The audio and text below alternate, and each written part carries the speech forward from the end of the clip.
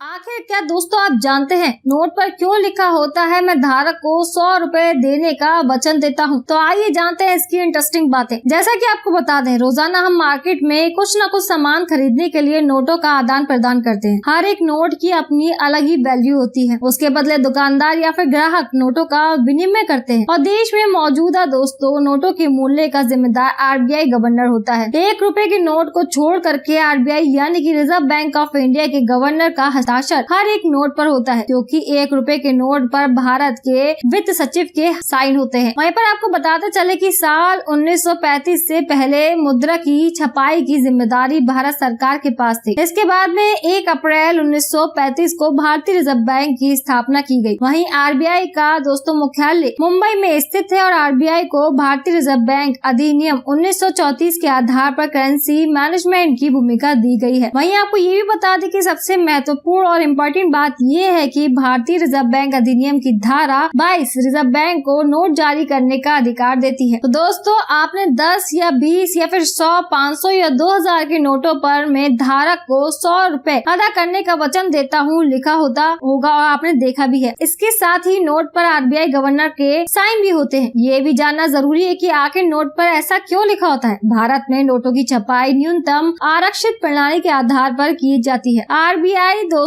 धारक को ये विश्वास दिलाने के लिए कथन लिखती है कि यदि आपके पास 200 रुपए का नोट है तो इसका मतलब ये है कि रिजर्व बैंक के पास में आपके 200 रुपए का सोना रिजर्व है। कुछ ऐसा ही अन्य नोटों पर लिखा हुआ होता है, यानी कि आपके नोटों के मूल्य के बराबर RBI के पास में सोना सुरक्षित है। यानी इस बात की गारंटी है कि 100 या फिर 200 के नोट के लिए धारक को 100 या फिर 200 की देता है। ये नोटों के मूल्य के प्रति RBI का वचन होता है। Thank you.